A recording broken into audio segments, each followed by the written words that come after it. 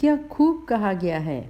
जो सफ़र की शुरुआत सत्संग से करते हैं, मालिक उनके जीवन में खुशियों के रंग भरते हैं। जो सफ़र की शुरुआत सेवा से करते हैं, उनके चेहरे पर खुशियों के फूल खिलते हैं। और जो सफ़र की शुरुआत सिमरन से करते हैं, वह मालिक के चरणों में रहा करते हैं। बाबा जी की प्यारी साध संगत जी, राधा स्वामी जी। साध संगत जी, आज की साखी जो मैं आपको सुनाने जा रही हूँ, ये साखी हमें बहुत बड़ी सीख देती है। तो साध संगत जी, इस साखी को पूरा जरूर सुने जी। साध संगत जी, बाबा नानक मस्तानों की तरह रहते थे। वह किसी से ज़्यादा बात नहीं करते थे और ध्यान में ही लीन रहते थे। तो सतगुरु को इस अवस्था में देख समस्त बेदी कुल दुखी रहने लगा। कोई कुछ कहता तो कोई कुछ। और साध संगत जी, उस समय बाबा जी के नगर वाले बाबा जी के बारे में उल्टी सीधी बातें करने लगे थे और कहने लगे थे कि मेहता कालू का बेटा तो पागलों जैसी हरकतें करता है। पता नहीं दिन भर क्या सोचता रहता है और कहाँ खोया रहता है। साध संगत जी, जब भी बाबा नानक का कोई मित्र उनसे मिलने आता तो बाबा जी की औपचारिकता के भाव से ही उससे मिलता था। और सतगुरु नानक एकांतवास में रहते थे। उन्होंने भोजन किया या नहीं, उन्हें इस बात से कोई अंतर नहीं पड़ता। साध संगत जी, एक दिन सतगुरु नानक की माँ उन्हें कहने लगी कि नानक, फकीरों का संग त्याग दो, खाओ कमाओ और कुल का नाम रोशन करो, क्योंकि तुम्हारी ओर देखकर पूरा परिवार और कुल दुखी है। पिता के हाथ बंटवाओ, काम अच्छा करोगे तो विवाह भी अच्छी जगह होगा। और सतगुरु नानक की माँ उन्हें कहने लगी कि लोग जब तुम्हारे बारे में भला बुरा कहते हैं तो मैं सुनकर जलती हूँ। साध संगत जी, माता जी के समझाने पर सतगुरु नानक ना मात्र ही भोजन करते थे। कभी कभी तो सतगुरु नानक पूरा पूरा दिन पानी तक नहीं पीते थे और उनका शरीर निर्बल हो गया था। तो सतगुरु नानक की ऐसी दशा देख सतगुरु नानक की माँ ने कहा, हे भगवान, मेरे पुत्र को इस बीमारी से मुक्त करो। मैं आपको दंडवत प्रणाम करती हूँ और आपसे विनती करती हूँ। उनकी माँ ने कहा कि मैं किसी वैद्य को बुलाती हूँ और तुम्हारा इलाज करवाती हूँ, ताकि पता तो चले कि तुझे क्या रोग है। तो अपनी माँ की बातें सुनकर सतगुरु नानक मौन रहे। और दूसरी ओर सतगुरु नानक के पिता मेहता कालू से सभी लोग यही कह रहे थे कि आप अपने बेटे का किसी अच्छे वैद्य से इलाज करवाएं, क्योंकि धन तो बहुत मिल जाएगा, लेकिन अगर पुत्र गया तो सब कुछ गया। तो सतगुरु नानक के पिता अपने साथ एक वैद्य को लेकर आए, जिनका नाम हरिदास था। सतगुरु नानक मुंह पर कपड़ा लेकर लेटे रहे तो वैद्य जी ने सतगुरु नानक के नाड़ी पर हाथ रखकर सतगुरु नानक के पिता मेहता कालू से पूछा कि बताओ क्या रोग है इसे।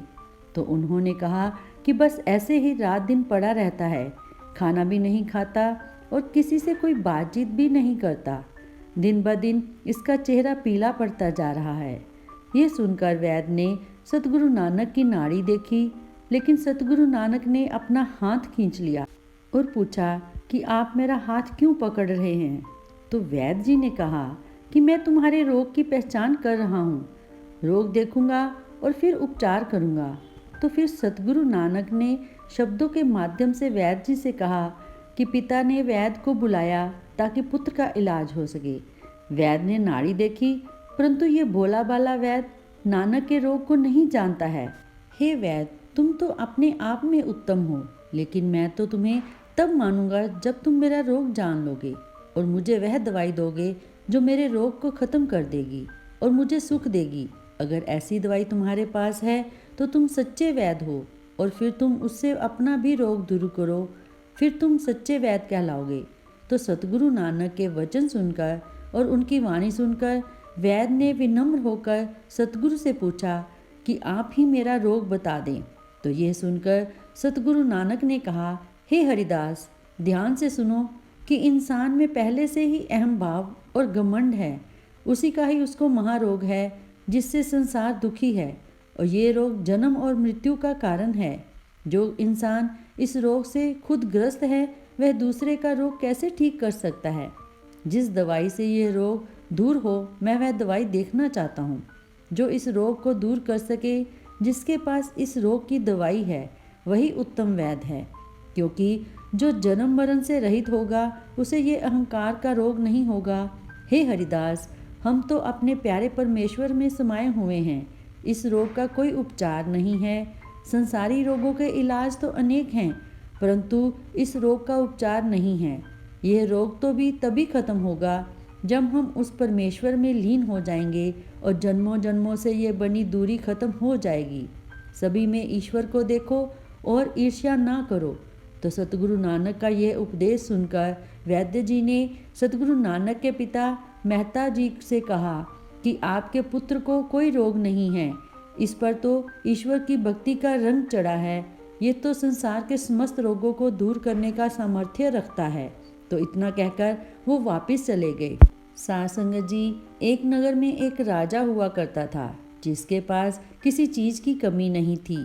हर चीज़ उसके पास थी। उसके पास धन की कोई कमी नहीं थी, राजपाट की कोई कमी नहीं थी।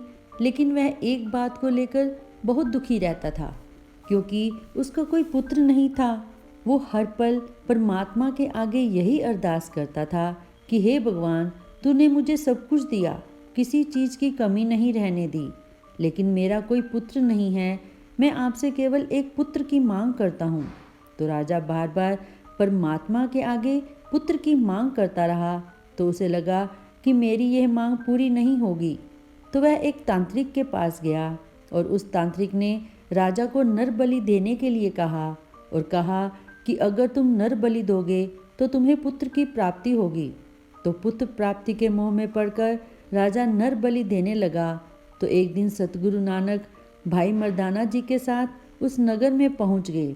सतगुरु नानक का दिव्य रूप देखकर और उनके दिव्य कीर्तन को सुनकर लोग उनके पास आने लगे।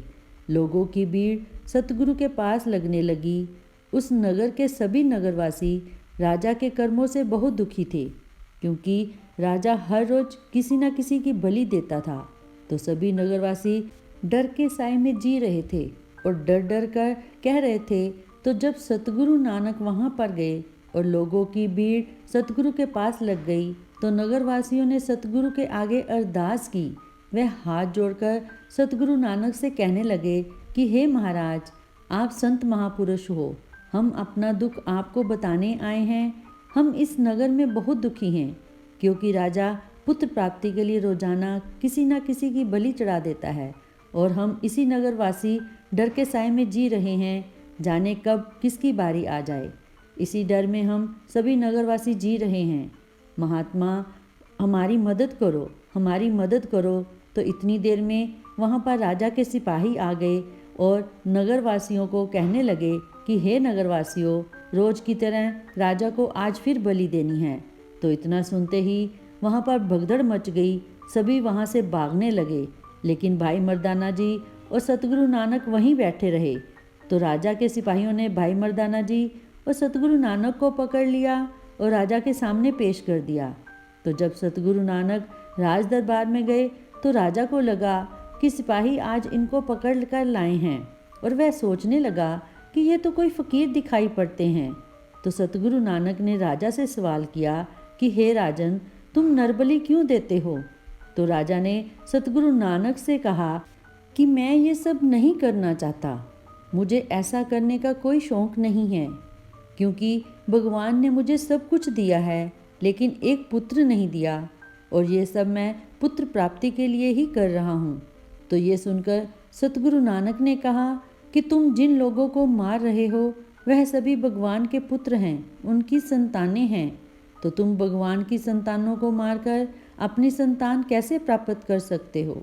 और सतगुरु नानक ने राजा को कहा कि हे राजन, तुम 40 दिन तक थड़े पर बैठकर करतार का ध्यान करो, तुम्हें पुत्र प्राप्ति होगी। तो साध संगत जी, जैसा सतगुरु नानक ने राजा को कहा था, राजा ने बिल्कुल वैसा ही किया। तो उसके कुछ दिनों बाद राजा को पुत्र की प्राप्ति हुई। तो सतगुरु नानक से प्रसन्न होकर राजा ने गुरुद्वारे के लिए 20 एकड़ ज़मीन दे दी। और यहाँ पर राजा ने सतगुरु नानक को ज़मीन दी थी। आज वहाँ पर गुरुद्वारा थड़ा साहिब है, और ये गुरुद्वारा उत्तराखंड में बागेश्वर में स्थित है। साध संगत जी, आज की इस साखी से हमें यह शिक्षा मिलती है कि संत महात्मा हमें सही मार्ग दिखाने के लिए आते हैं। वह तो जीवन में हमारा मार्गदर्शन करने के लिए आते हैं, लेकिन कभी कभी हम अपने मन के पीछे लगकर किसी चीज़ की प्राप्ति के लिए और उसके मोह में पड़कर गलत रास्ते अपना लेते हैं, जिससे कि दूसरों की हानि होती है और फिर हमें उसका हिसाब किताब करतार की दरगाह में देना पड़ता है और भारी दुख झेलना पड़ता है, जबकि हम उस वस्तु को परमात्मा से सीधा मांग सकते हैं। वह मालिक जानी जान है, वह हमारे बारे में हमसे ज़्यादा जानता है। उसको पता है कि किसको कितना देना है और कब देना है और क्या नहीं देना, क्योंकि उसे हमारे अच्छे और बुरे कर्मों का अच्छी तरह खबर है। वह हमें भी देता है, हमें उसका शुक्र करना चाहिए। और हम जो उससे मांगते हैं और अगर वह नहीं देता तो अवश्य ही उसके पीछे कोई राज जरूर होगा, या फिर उसका अभी समय नहीं है। लेकिन मालिक के भेजे हुए संत महात्मा अगर किसी से खुश होकर किसी को कुछ कह देते हैं तो वह करतार उसे पूरा जरूर करते हैं।